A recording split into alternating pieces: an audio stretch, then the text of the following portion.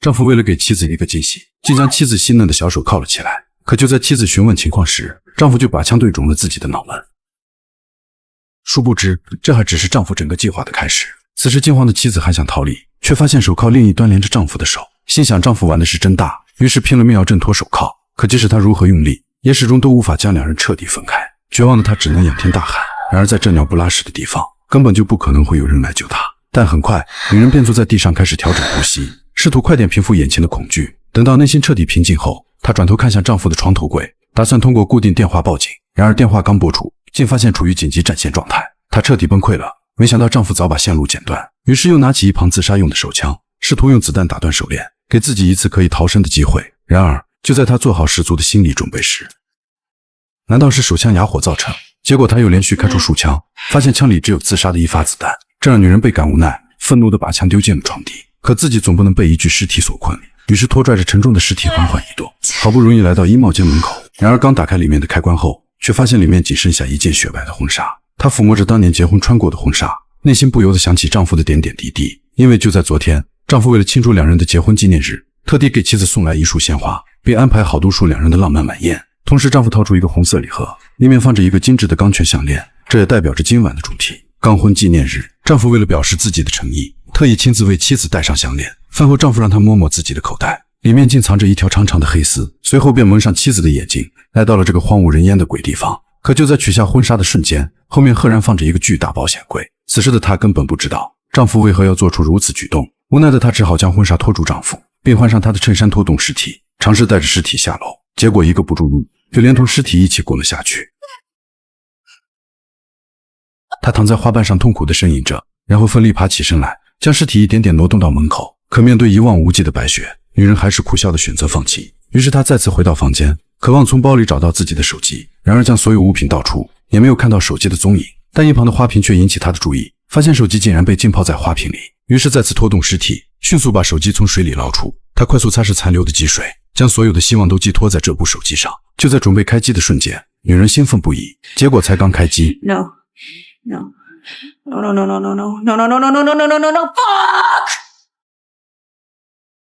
于是又将希望寄托给了厨房，结果在柜子里翻箱倒柜，里面除了空气以外，根本就没有留下任何物品。随后她又倒出垃圾桶开始翻找，竟意外找出一把汽车钥匙，可眼看车子就在隔壁，她又一次看向丈夫，最后在换上丈夫裤子的同时，还得忍受脚下传来的冰冷雪地，然后一点点挪动尸体前行。等她好不容易将丈夫塞进车里后，准备开始启动车子回家时，车子竟给了她当头一棒。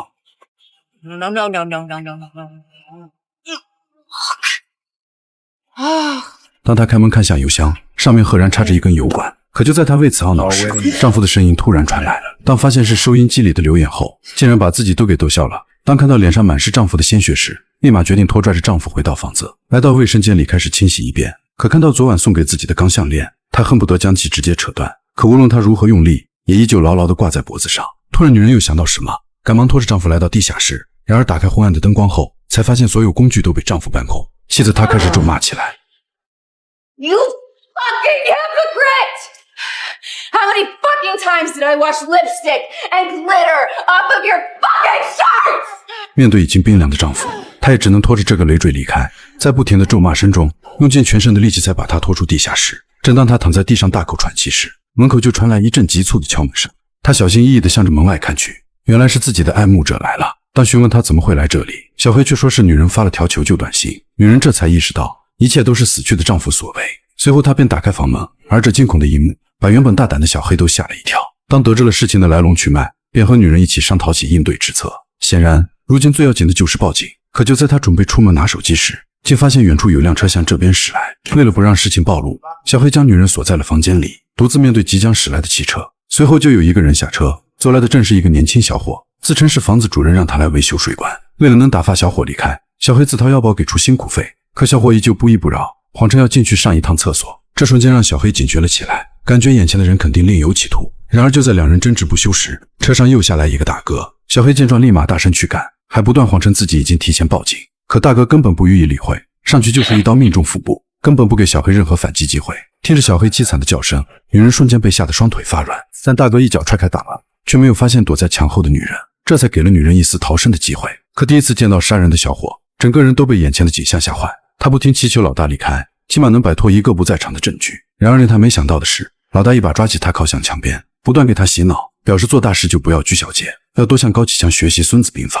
可小伙从没看过一次狂飙，根本听不懂大哥在讲什么，还不得小伙彻底冷静。大哥已经沿着血迹来到楼上，直接看向了留在衣帽间的保险柜。同时小弟刚平复心情，就发现了地上的血迹。随后他跟随血迹来到后门，而此时的女人正拖拽着丈夫艰难地走到仓库门口，这才发现大门正被锁链紧锁，他不得不转向另一边。刚好小伙也走出门外查看，正巧与女人擦肩而过，但通过地上的血渍方向，基本可以猜出曾经有人走过。为了一探究竟，他只能壮着胆子前往。然而女人刚把丈夫拖进仓库，却在游艇里找到了一个船锚。为了摆脱眼前的丈夫，她拿起船锚便开始砸下去。可就在她即将成功时，小伙竟突然拉动仓库大门。就在开门的瞬间，女人快速躲进了游艇，可丈夫的尸体依旧暴露在外面。随着小伙一步步靠近，女人不敢发出一点声响。正当小伙看到一具尸体时，臭骂着跑了出来。他叫来大哥一同前来查看，果断掀开篷布，里面早就没有女人的踪影。随后便翻开尸体，发现竟是叫他们来的雇主，而女人正好躲在船底下，生怕被两个人发现。但通过两人的对话才得知，竟是丈夫故意叫来两人，偷走保险柜里藏好的钻石，然后伪造出抢劫后被杀的假象。可哥俩却还被蒙在鼓里，试图找到那个女人打开保险柜。突然大哥发现地上的脚印，立马断定女人跑不远。等两人离开仓库后，女人这才长舒一口气，然后将婚纱缠住双脚，保证自己的小脚不被冻伤。随后扯掉连接发动机的油管，顺着油管的方向找去，恰巧发现了仅剩半箱的汽油。而在另一边，小伙通过毕生所学，得知保险柜是个高科技玩意儿，打开不仅需要密码，还需要更高级的指纹识别，这瞬间让他陷入困境。可大哥为了拿到保险柜里的钻石，打算由小伙去拖拽尸体，自己则去寻找那个逃跑的女人。而此时的女人正拖拽着油箱去往车库，想利用仅剩的一点汽油逃跑，结果一个不小心拉断油管。然而还不等他思考，门口竟然传来了开门声，于是赶忙躺进雪地，刚好厚厚的积雪挡住了他的身体，又让他成功逃过一劫。等小伙刚走进仓库，女人立马爬起身来，疯狂地拖着油桶离开。就在他把油管插进油箱里，试图将油抽进汽车时，大哥刚好走了进来。可就在女人悄悄藏在轮胎后面，大哥就看向车底，结果没有发现女人的痕迹，于是又来到另一边，一把扯掉女人插好的油管。这一切都被躲在车底的女人看着，还不等她清醒，男人又直接蹲下身子，一刀砸爆汽车轮胎。眼看危险渐渐逼近女人，他也趁机离开仓库，结果一个转身，却遇到正在搬运尸体的小伙。慌张的女人不断后退，却被身后地下室的路口绊倒，为此她赶忙躲了进去。但很快，大哥又向女人的方向走来，情急之下，女人连忙爬向楼梯，试图从屋内选择逃跑。结果刚到门口，又遇到搬运尸体的小弟。眼看楼下的大哥步步紧逼，而门口的小弟却近在咫尺。就在将被发现时，车库里的汽车突然发出警报，瞬间将两人的目光吸引。他们赶忙跑去查看，原来这一切都是女人所为。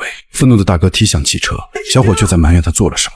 等小弟处理完汽车警报，立刻跑出来与大哥争执起来。可大哥根本就不理会，果断封锁住地下室的出口，然后一把抓住小伙的脑袋开始洗脑，让他集中精力寻找女人，这样才能拿到保险柜里的破天富贵。在大哥一顿输出下，小伙这才集中精神准备寻找女人。随后他们再次回到屋内，小伙立马看出了异样，发现小黑的鞋子不见了，想必女人就在房子里。于是大哥来到2楼查看，在确认完房间里没有人后，他把目标看向了阁楼，于是打开阁楼隐藏的楼梯，小心翼翼地爬了上去，发现了房梁上遗留的脚印。此时女人正躲在白布下，男人慢慢靠近白布，在掀开白布的瞬间，只有一个老旧的高尔夫球袋。突然女人从一旁站起，挥手就是一杆重锤，随即女人也纵身跳下，立马在大哥身上寻找起车钥匙。楼下的小伙迅速上楼，却看见已经倒地的大哥。就在他俯下身子叫醒大哥时，女人突然从身后冒出，一棍将他打进房间，然后快速关上房门，并将门锁彻底打坏，还拔掉了上面的锁芯。随后女人飞速跑向两人的汽车，躲进车里准备启动，却被醒来的大哥一拳打碎车窗。挣扎中的他拿过一旁的手机，迅速拨打报警电话。可即使是拨通了电话，却还是被大哥彻底制服。当小伙跑来询问情况，才得知女人已经拨通报警电话，警察很快就会向着这边赶来。可由于地处偏僻，大哥觉得他们还有很多时间，完全可以在警察到来之前拿走保险柜里的钻石。然而小伙并不想跟着冒险，打算独自离开，却被大哥一把按在车上，用匕首逼迫他一起完成抢劫。在强大的压力下，小伙也不得不就此服软。最后女人因为嘴硬，吃了大哥重重的一脚。等她再次醒来，竟然又和死去的丈夫靠在一起。此时大哥一把抓住女人，还声称密码就是两人的结婚纪念日。可女人很清楚，只要自己说完密码，很快就会成为他们的刀下魂。眼看女人不肯说出密码，大哥立马拿出刀要割掉女人的脚趾。然而一旁的小弟根本看不下去，劝说大哥不要再伤害无辜，结果被大哥一把推倒在地。就在小伙无奈之时，无意看到床底下的手枪，可就在大哥准备动手时，就被身后的上膛深惊呆。面对真理的压迫，大哥还想通过洗脑教育小伙，可现在小伙根本不吃他画的饼，最终大哥只能恶狠狠地放下手中的刀，然后乖乖地站向一边。小伙立马告诉女人，只要他能帮忙打开保险柜，自己一定首先放他离开。眼看小伙如此有诚意，女人要求把手铐帮忙解开，才会将密码告诉小伙。很快两人达成协议，仅仅只是几秒钟，小伙就把女人的手铐解开，随后女人便如约说出了密码。大哥赶紧拉来一旁的尸体，在通过指纹识别后，立马输入女人说的密码。然而打开保险柜才发现，里面竟然藏着一把崭新的锯子，上面还写着你寻找的钻石就在他的心附近。女人立马想到了脖子上的项链，赶忙让小伙帮忙取下项链。就在两人积极配合的取下项链时，却根本找不到打开按钮。可大哥看向锯子，觉得这并不只是提示。女人立马明白了大哥的意思，赶忙祈求小伙剪开项链。小伙赶忙拿出卡钳开始帮忙，可项链的硬度却超乎他们的想象。还不等他们剪开项链，大哥直接夺过小伙身后的手枪，然后一拳打倒小弟，并向着女人开出致命一枪。结果却发现没有子弹。刚反应过来的女人立马要去拿刀，却被大哥一把按在地上，想立刻取下女人的头颅。起身的小伙赶忙阻止大哥，结果在疯狂的拉扯下，不慎撞上了墙上的挂钩，直接让小伙领了盒饭。与此同时，女人赶紧起身，并提前拿到一旁的刀具。大哥赶忙转身看向女人，并把所有的罪行算在女人头上，誓死要把女人碎尸万段。很快两人就缠斗在了一起，可女人怎么会是壮汉的对手？一个反手就将她打倒在地。女人赶忙朝着门外爬去，但被大哥一刀插中大腿，然后直接用力一把拖了过来。就在他使出致命一击时，被女人用相框挡住，在丢掉相框的同时，捡起一旁的镐钳就拍了过去。正当他清醒去抓女人，发现手已经被铐住，女人疯狂地向外逃跑，大哥却要拖着尸体跟着追，结果一个不小心，直接从楼梯摔了下来。女人见状继续逃跑，就在他爬上车的瞬间，大哥已经快速赶了过来。为了能够赶紧摆脱大哥，女人立马踩下油门迅速倒车，大哥赶忙一个侧身躲避，虽然成功逃过一劫，但女人又挂上了前进档，直面向着他冲了过来。这次他却没来得及躲闪，直接被女人狠狠撞到车库的另一边，而车辆却因为打滑，直接甩进了一旁沟渠。大哥赶紧起身，并拖着尸体向车的方向走去，结果一打开门，女人早就不见了踪影。此时女人拖着受伤的大腿，不断向着湖面爬去，同时大哥也紧随其后，试图要拿走女人脖子上的项链。就在即将追上女人时，他一把抓住女人的脚踝，取下嘴里的匕首，用力向下死去。